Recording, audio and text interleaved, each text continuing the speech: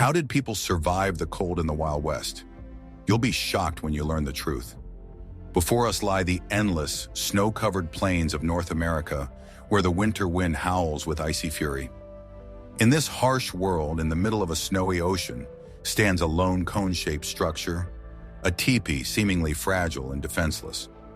It seems incredible that inside this simple dwelling, made of skins and poles, people could not only survive but also comfortably endure winters where temperatures drop to extreme lows.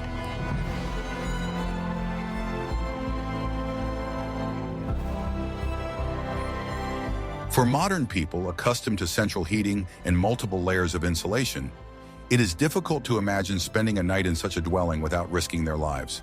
We think of a teepee as a primitive hut, incapable of withstanding the real cold.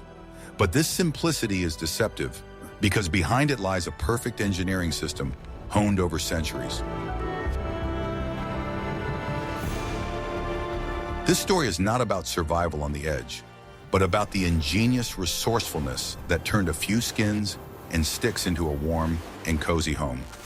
Watch the video to the end, and you will learn how Native Americans managed to sleep in a teepee without freezing to death, and what secrets this seemingly simple structure holds. What if I told you that a teepee is not just a tent, but a perfect aerodynamic machine? Its conical shape, which many consider primitive, is actually the result of a deep understanding of the laws of physics. It is not a random choice, but a key element of survival on the Great Plains, where there are no barriers to hurricane-force winds. Unlike square or rectangular structures, which create high resistance, the smooth conical shape of the teepee allows the wind to flow around it with minimal pressure. The strongest gusts simply slide down the sloping walls, finding no foothold to overturn or damage the structure. This makes the teepee incredibly stable even during the most violent storms. Moreover, the cone has a slight slope. The rear steeper side faced the prevailing winds, which further increased its stability. The front, gentler side with the entrance remained in an aerodynamic shadow, protected from the direct impact of the elements. The base of the teepee was not a perfect circle, but rather egg-shaped. This shifted the center of the structure and the hearth closer to the entrance. This solution optimized the interior space and improved air circulation. The frame, made of long, flexible pine or fir poles, acted as a single elastic system. Under wind pressure, the poles could bend slightly, absorbing the energy of the gust, and then return to their original position. This prevented the structure from collapsing, whereas a rigid frame would simply break. The installation of the teepee itself was a quick and smooth process. First, a base of 3 or 4 main poles was installed, forming a sturdy tripod. Then the remaining poles were laid on this base, creating a symmetrical frame. The frame was covered with a cover made of sewn bison skins. The cover was attached to one of the poles and lifted with it, after which it was wrapped around the frame. At the bottom, its edges were securely fastened to the ground with wooden pegs. This design philosophy, based on observation and understanding of natural forces, allowed for the creation of nearly perfect solutions. We would be very interested to hear your point of view. What do you think about how ancient technologies can be more effective than some modern solutions? Write about it in the comments. Are you ready to learn the truth about the main material used to build teepees? The covering, or outer shell, was not just a piece of leather, but a true high-tech membrane of its time. It took 8 to 20 carefully processed bison hides to make it, and their quality directly determined whether the dwelling would be warm and dry. The manufacturing process was a long and laborious task, which was carried out by the women of the tribe. First, the remains of fat and meat were scraped off the fresh hide using bone or stone scrapers. Then the hide was stretched out on the ground with the fur facing down, secured with pegs and left to dry in the sun. After drying, the most important stage began: tanning.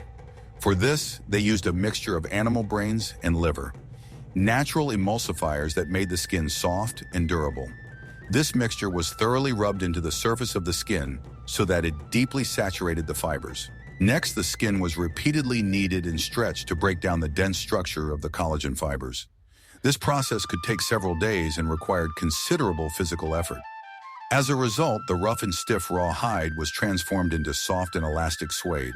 To protect against moisture and make the hide smoke-resistant, they were smoked. To do this, they were stretched over a tent-like frame, and a smoky fire was lit inside using rotten wood. The smoke impregnated the leather, making it water-repellent and resistant to decay. When the individual skins were ready, they were sewn together. For this, they used a bone awl and threads made from animal tendons. The tendons were soaked, separated into thin fibers, and twisted into a strong thread, which, when dry, tightened the seams, making them almost airtight. The shape of the cover was complex and was cut according to a precise pattern resembling a semicircle. The accuracy of the cut and the quality of the seams determined how tightly the cover would fit onto the frame.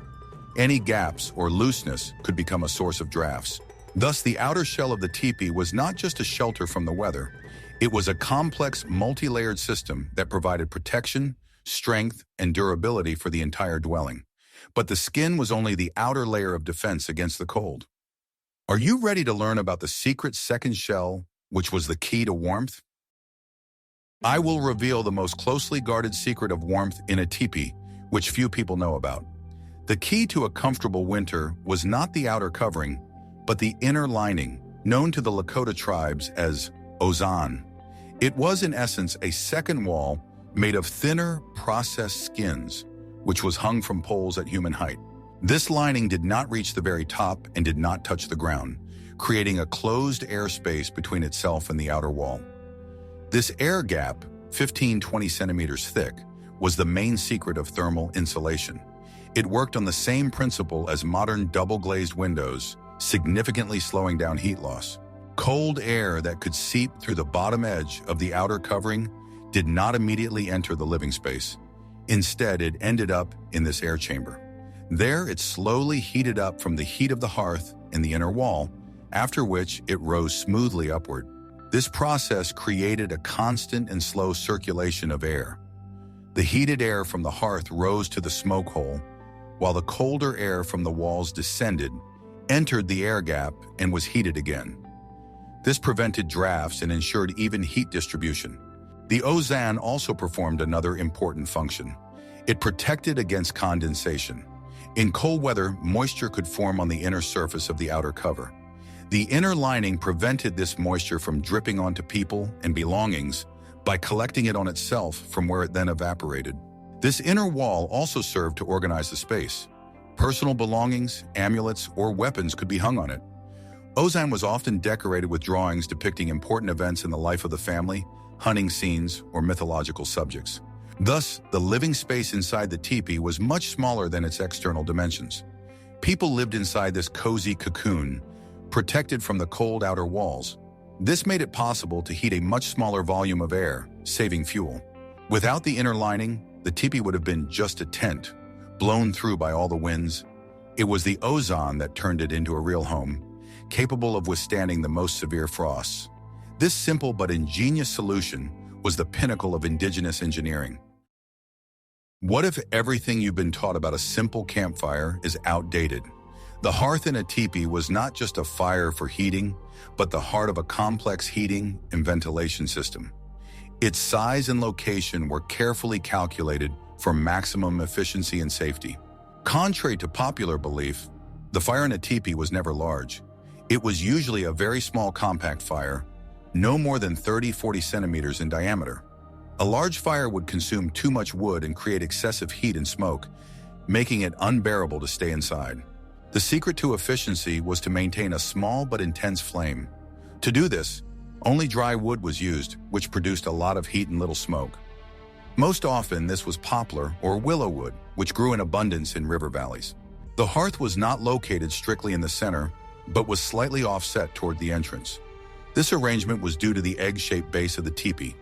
This created more living space in the rear, more spacious part of the dwelling, where the sleeping places were located.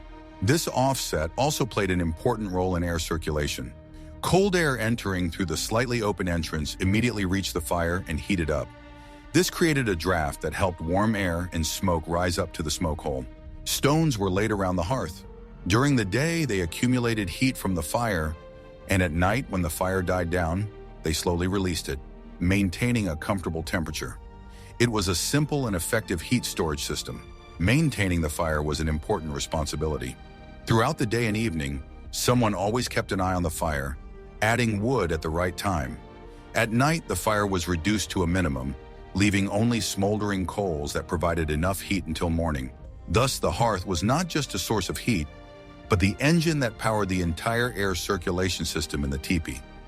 But how did they manage to control the smoke without suffocating inside what seemed to be an airtight space? In the next chapter, you will learn about the ingenious chimney of the teepee. At the top of the teepee, where all the poles converged, there was a smoke hole. But it was not just a hole in the roof. It was a complex adjustable system consisting of two special valves, or ears, which were the main secret to effective smoke removal. These valves were two additional rectangular pieces of hide that were part of the main covering. A long separate pole was attached to each of these ears. These two poles were not part of the main frame, but stood on the ground outside the teepee. With the help of these poles, it was possible to change the position of the valves, opening, closing, or turning them at any angle. This allowed for precise adjustment of the draft and direction of smoke exit, depending on the strength and direction of the wind. Controlling these poles was a real art. When there was no wind outside, the valves were spread apart, opening the smoke hole as wide as possible. This allowed the smoke from the fire to rise freely and escape outside. Simple vertical draft worked flawlessly. In strong winds, the situation changed. A skilled owner of a teepee would turn the valves to create a barrier on the windward side. On the leeward side, on the contrary, they left an open gap into which the wind, flowing around the cone, would draw the smoke out. This principle, known in aerodynamics as the Venturi effect, created a low-pressure zone in the smoke hole. This zone literally sucked the smoke out of the dwelling, preventing it from accumulating inside. Even in hurricane-force winds, there was not the slightest smoke inside the teepee. During rain or snowfall, the valves could be moved almost completely, leaving only a small gap for smoke to escape. This protected the hearth and interior from precipitation. Thus, the teepee remained dry in any weather. At night, when the fire was almost extinguished, the smoke hole could be closed almost completely. This allowed maximum heat to be retained inside the dwelling. In the morning, it was opened again to start a fire. Controlling the valves required constant attention. During the day, their position could be changed several times to adapt to changing weather conditions. The comfort and safety of all the inhabitants of the dwelling depended on the correct adjustment of the ears. This simple but incredibly effective system was the pinnacle of adaptive architecture. It did not require complex mechanisms, working solely on the basis of an understanding of the laws of nature. It was these two valves that transformed the teepee from a smoky tent into a clean and bright dwelling. What if I told you that the floor of a teepee held just as much of a secret to warmth as its walls? People never sat or slept on the bare frozen ground. The base of the dwelling was a multi-layered insulation system that provided reliable protection from the cold coming from below. The first layer was the earthen floor itself. It was carefully leveled and sometimes even had a small depression in the center for a hearth. The earth, being a poor conductor of heat, served as a good insulator in itself. A thick layer of dry grass, fir branches, or reeds was laid on top of the earth. This layer created an air cushion that blocked the cold coming from the frozen ground. In addition, it made the floor softer and more comfortable. The next layer was hides. Most often, old or damaged tires from teepees or simply untreated rawhides were used. They were laid over the entire living space, creating a durable and wear-resistant floor. Finally, the top, warmest layer was made of tanned bison hides with thick fur. They were spread out with the fur facing up in the areas where people sat and slept. This fluffy carpet was incredibly warm and pleasant to the touch. Sleeping areas were arranged at the back of the teepee, away from the entrance. They were often raised above the general floor level. For this purpose, special structures made of willow rods, similar to mats or low couches, were used. These willow backrests, known as ade, served as both backrests when sitting and a base for the bed at night. They created an additional air layer under the sleeping area. At night, several layers of fur skins were laid on them. The same bison skins were used as blankets. One such skin, or robe, was so warm that one person could sleep comfortably under it, even in severe frost. Often, several people slept together under one large skin for extra warmth. The floor at the very edge of the teepee, between the living area and the outer wall, was often left open. This strip of cold earth served to collect condensation and moisture. It was also part of the air circulation system. Thus, the floor in a teepee was not just a surface, but a complex layer cake of several insulating layers. This system provided reliable protection from the cold coming from the ground. But the ideal design of a house is useless if it is in the wrong place. In the next chapter, you will learn how to choose a location for a winter camp. Choosing a location for a winter camp was no less important than the design of the dwelling itself. The Indians of the Great Plains had a deep knowledge of their land and used the landscape as a natural protection from the winter elements. The right location for a camp could make life much easier during the harsh months. The ideal place for a winter camp was a river valley protected from the wind by high banks or hills. Such places, called bottoms, created their own microclimate. It was much warmer and windless here than on the open plains. Particular preference was given to places covered with dense groves of poplars or willows. The trees served as an excellent windbreak, dispersing the force of the icy winds. In addition, they were a source of dry wood, which was used for firewood. A nearby river or stream provided constant access to water. Even if the river froze over, water could always be found under the ice. River valleys also attracted animals, which made hunting easier in winter. The teepees in the camp were never placed randomly. They were arranged in a large circle, symbolizing the unity of the tribe. This arrangement also provided additional protection from the wind for the dwellings inside the circle. The entrance to each teepee almost always faced east. This was not only due to religious beliefs, according to which the east is the direction of the rising sun in new life. It also had a deep practical meaning. The prevailing winter winds on the Great Plains blew from the north and west. By placing the entrance on the east side, it was protected from the direct blast of cold air. In addition, the morning sun shining into the dwelling helped to warm and light it more quickly. Before setting up camp, the site was carefully inspected. Experienced people looked for signs that the place was safe. For example, they avoided low-lying areas where cold air could accumulate, or areas prone to avalanches in mountainous terrain.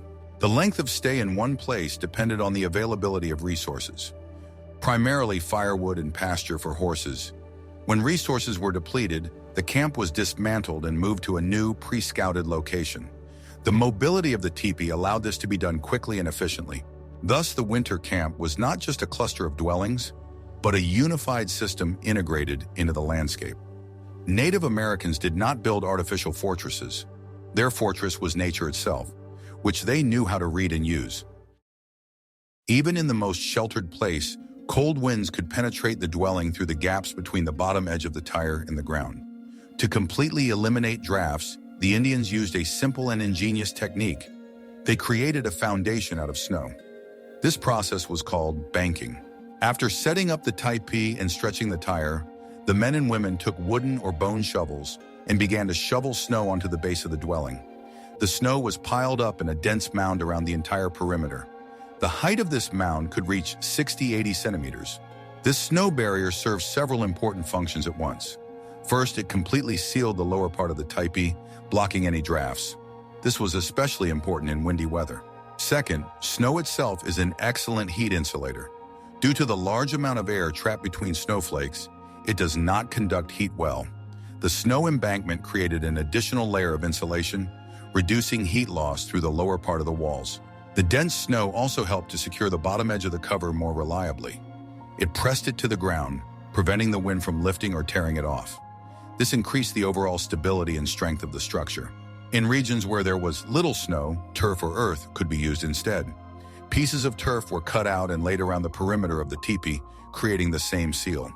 In the spring before moving, the turf could be laid back in place. The process of creating a snow wall was a collective effort. The entire community participated in fortifying their homes, helping each other. It was an important part of preparing for the long, cold winter. The inner edge of the tire was also covered with earth or weighed down with stones from the inside. This created double protection against drafts. No gust of wind could penetrate the living space from below. This simple technique significantly increased the energy efficiency of the dwelling. By retaining more heat, it allowed less firewood to be used. Fuel economy was critical in the long winter. Thus, in winter, the teepee seemed to grow into the ground, becoming one with the surrounding landscape. Snow, which seemed to be the main threat, became an ally and a building material. This is another example of how indigenous peoples used nature itself to protect themselves from it. Even in the warmest dwelling, it was impossible to do without the right clothing and bedding. The system of personal insulation was no less important than the construction of the teepee itself.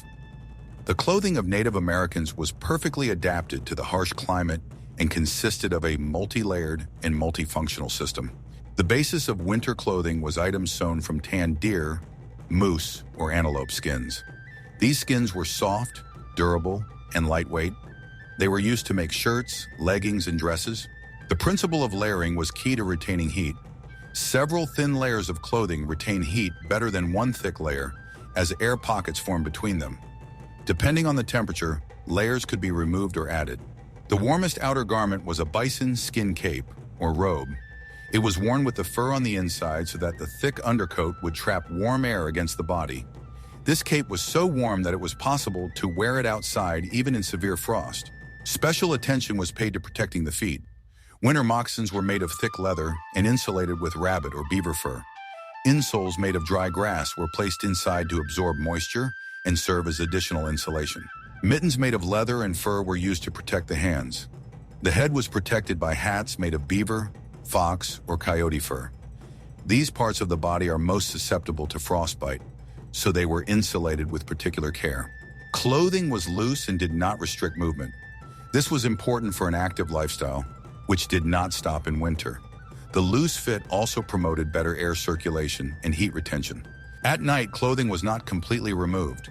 People slept in their undershirts or simply wrapped themselves in their daytime cloaks. This allowed them to retain body heat throughout the night. As already mentioned, the bed consisted of several layers of skins. The lower layers insulated against the cold coming from the floor, and the upper layers served as blankets. Sleeping under a heavy and warm bison skin was very cozy. Thus, each person carried their own thermal insulation system. This system was an extension of the teepee's general heating system. The person, their clothing, and their home worked as a single organism to combat the cold. In addition to all the engineering tricks, an important source of heat in the teepee was the human presence itself. A teepee was rarely a dwelling for one or two people. Usually it housed a large family of several generations. The heat generated by several people's bodies contributed significantly to heating the small interior space. On cold evenings, the whole family gathered around the hearth. This was not only practical, but also strengthened social bonds. Winter was a time when active nomadic life came to a standstill. It was a time for socializing, storytelling, and performing rituals. Long winter evenings by the fire were the center of the community's social and spiritual life. The elders passed on the knowledge and traditions of the tribe to the young. Storytellers or keepers of stories recounted the creation of the world, the exploits of heroes, and the history of their people.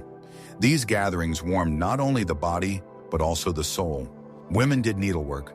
They embroidered clothes with beads, repaired utensils, and wove mats. Men made and repaired weapons and crafted tools. All these activities took place in the warm communal space of the teepee. Cooking on the hearth also added warmth to the dwelling. The aromas of cooking meat or soup filled the house, creating a cozy atmosphere.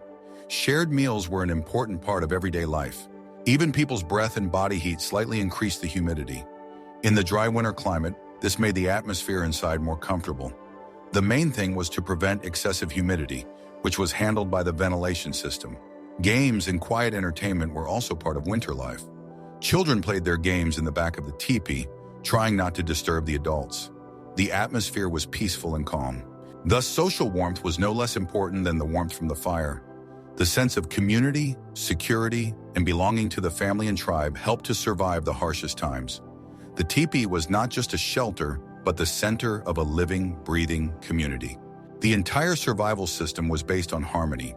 Harmony of design, harmony with nature, and harmony between people.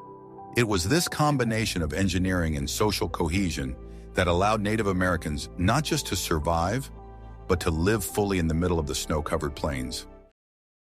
We can see that the teepee is far from a primitive hut. It is a complex and ingeniously designed system, each element of which performs an important function.